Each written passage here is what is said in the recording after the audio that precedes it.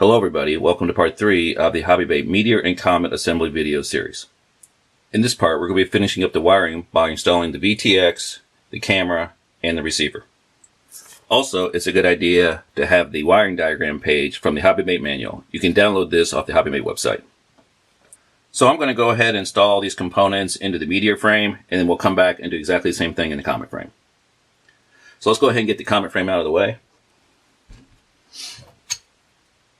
Okay, starting with the VTX. So what we want to look at here is essentially we'll be hooking up the positive voltage, the ground, the RX, which that's smart audio, and the video inline. So when we have the wires here, we can take out a few that we don't need. So we don't need this 5-volt output. We don't need this ground. So if we want to, we can go ahead and take those out and save. We'll save those wires in case we decide to use them in the future, but we go ahead and take those out. So the way I do that, so we're going to be taking out these two wires right here. So the way I do that is I just use like a little pin or needle, and you just lift this little tab, and then you can pull the wire out. It's a good idea to actually have a hold of the wire before you do that. There it goes. And you can just pull that out. So you can do that to the other one. Just lift that little tab. Nope, bring it back too far because it'll break it. Pull that out. All right. So now we've got everything we need to wire. We've got the positive, the ground, smart audio. We'll be using this with our Betaflight OSD to be able to change the channels, the bands, the power, and so forth, and then the video. All right. So let's see where those connect up here on the board. All right, so all the video, this is the front of the drone on this side. All of the video gets connected up to in this area right here. So we have ground. So the camera will have a ground. This has a ground. The VTX has a ground. So the grounds will go here. This board has a dedicated 8-volt output, filtered output for both that used for the camera and the VTX. We have the smart audio pad here. We have the video out pad here, so this is what goes to the VTX, and we have the video in pad here, which that comes from camera. So everything's conveniently located right in this area here. So we'll go ahead and tin those and go ahead and install the VTX.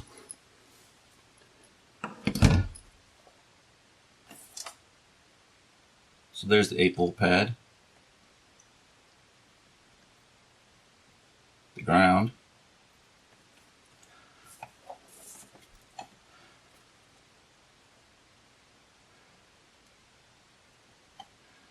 smart audio,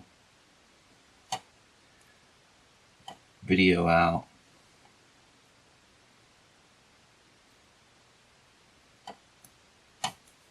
video in. All right, that should do it. So the VTX is going to go in this orientation with the connector on the right side of the drone. This is the front, and the MCX on the left side. So we're going to be essentially just taking wires from here to here. And so I like to leave a little bit of room, something maybe about like that, a little extra wire there, not trim it too short. And that way we have plenty of room to move wires around if we need to as we install the rest of the components. So something about like that should do good. So we'll go ahead and trim those. All right, I've got them trimmed, so they're about that long. I got just having a little bit of wire exposed. You don't need much. So we'll start with the positive wire first.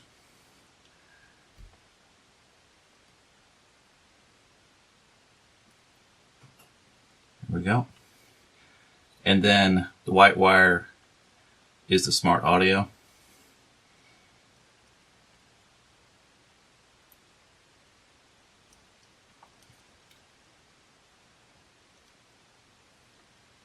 Black wire is ground.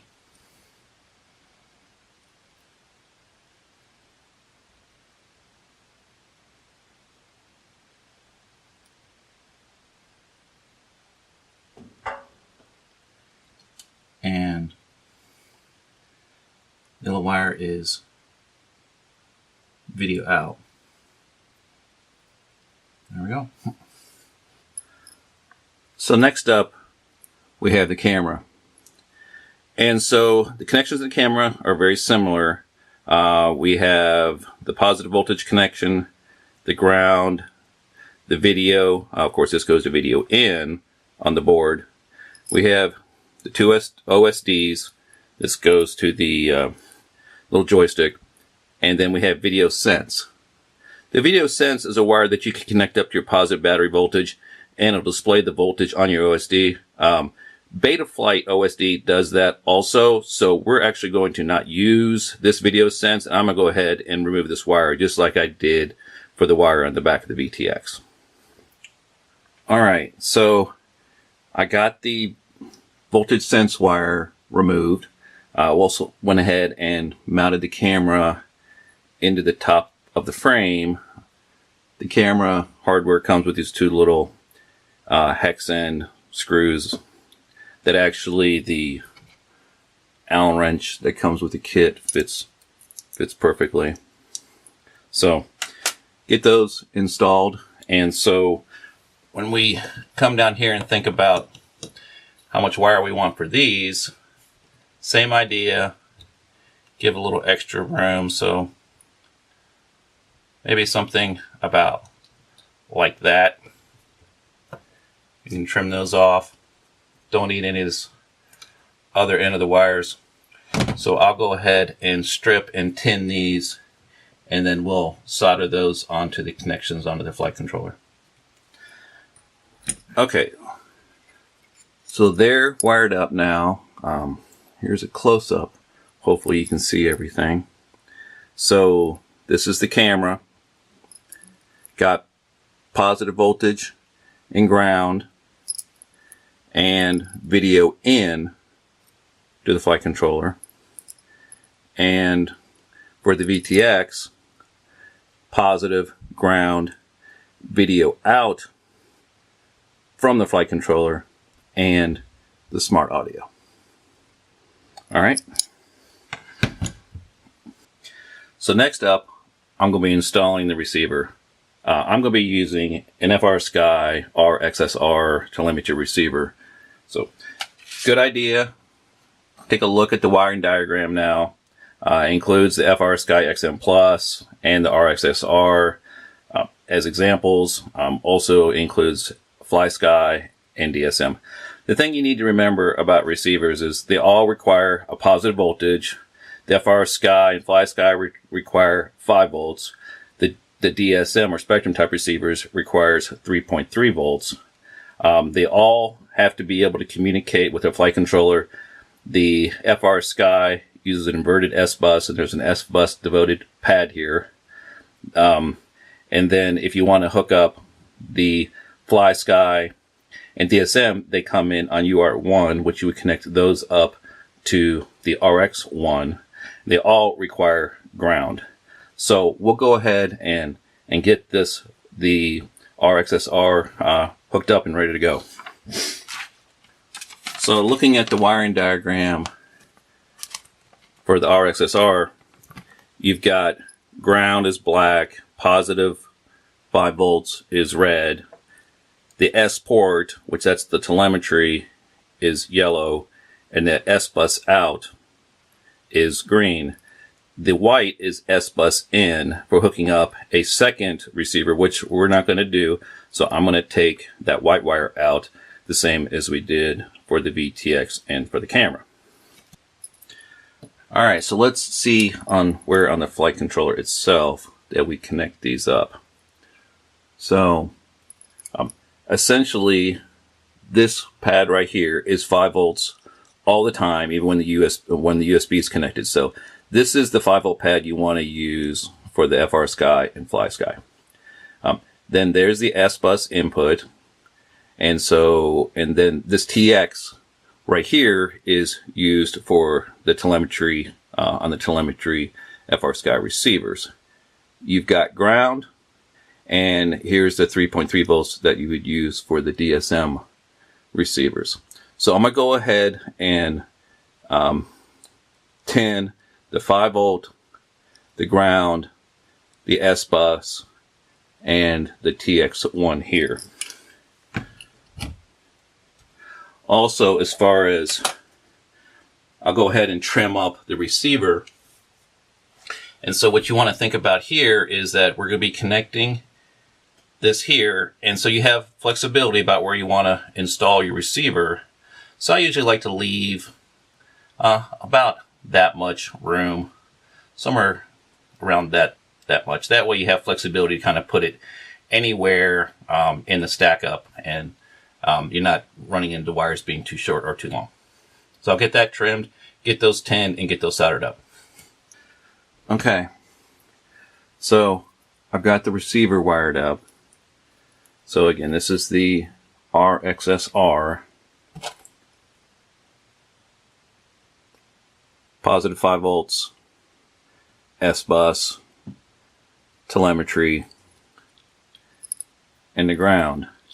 So I think we can just gain access to the bind button. I think we can just mount the receiver in the back, just double-sided sticky tape it right to the back right here, and run the antennas, your antennas out, and that'll work just fine, because the VTX is going to go like this, and then you'll be able to still get bind button access from the top. So let's go ahead and get the VTX mounted, get the cable connected up, get this double-sided sticky tape down to the board here, and see how that looks. Okay, so mount your receiver right here. You still have access to the bind button from the top, and it mounts really nicely between the wires. It doesn't have to go all the way up against the CPU. You can kind of put it between the ground wire and the other wires, and use a piece of double-sided sticky tape. Make sure it extends all the way down, because you don't want any of these connections on the back of the receiver to short out onto the board. So VTX will go like this. I'll put a little twist. There we go. So that wire go on the inside there. And then I went ahead and put the antenna extension, the MMCX to SMA pigtail, went ahead and put that in just to make sure that everything was clearing, and you can reach the bind button just fine by doing something like this. So that way you don't have to take it apart in order to bind it. So put a little twist in all the cables. So now, at this point, it's a good time, before you power anything up, to get a voltmeter, put in continuity mode. There we go. And check all your connections. Make sure that nothing is shorted. Kind of check from one to everything else. And then go to the next one and check to everything else. And do that all across the board to make sure you haven't accidentally bridged anything, and so that when we apply power to this, it doesn't, if we have something bridged, it might fry one of the components. So yeah, go ahead and check that. I've checked this board out. It looks good. So, but you want to do that before. So I'll go ahead and get the VTX here, get it mounted down, And I'll go ahead and put these screws on here, and then any little extra bit of screw, exposed, I'll go ahead and trim off with a pair of side cutters off the top there to make sure that we have full room for the top for the top of the rail. So I'll do that. Come back. All right. So I went ahead and finished it up. Got everything mounted and plugged in. So I got the camera plugged in here in the front. You've got plenty of camera angle available to you here. I got the OSD cable out the top here. We'll need that here in a little bit to turn off the camera OSD because it'll conflict with the Betaflight OSD. Got the VTX mounted. Got the MMCX pigtail plugged in to the side of the VTX. So you can see here on the other side, I got the VTX plugged in. Hopefully you can see in the back here. I've got the receiver down in here. You can reach the bind button through one of these holes up here on the top. Got the receiver wires routed. Got them heat shrunk to some zip ties. Obviously got the antenna installed. And over here, I used a zip tie to tie the battery lead to one of the arms going underneath the motor wires and the antenna wire as not to crimp those. So I think that's everything on this one. So now that we've got the Meteor drone completely assembled, I'll go ahead and complete the assembly on the Comet drone, and we'll come back and take a look at that. Okay, got the Comet wired up here. Wanted to show you before we put the top plate on. Using an XM Plus receiver, and so on this, it doesn't have telemetry, but you wire the 5 volt to the 5 volt pad, and then you have the S-Bus coming in on the S-Bus pad, and then ground is over here on this side. And so just double-sided sticky tape that. Bind button is right here, so you can easily access that with the top plate on there. One thing on these XM Plus receivers, in order to get RSSI coming through into Betaflight on your OSD, you'll need to reflash the firmware with a firmware that has RSSI coming out on channel 8. I'll include a link of that in the description below, and so you can see how to do that in a tutorial. All right, so next up, go ahead and put the VTX on, top plate on, and I'll be right back. So now I've got the Comet fully assembled. There's one side. You see the camera here, again, just like the Meteor, has a ton of tilt available to you. So there's the left side. There's the back side. I went ahead and put a zip tie on there. Again, just like the Meteor, went underneath the motor wires and the receiver wire. You can easily get to the bind button on the receiver. There's the other side. Front. We can get to a little camera OSD. Again, we're going to turn that off, the OSD on the camera, so it doesn't conflict with the Betaflight OSD.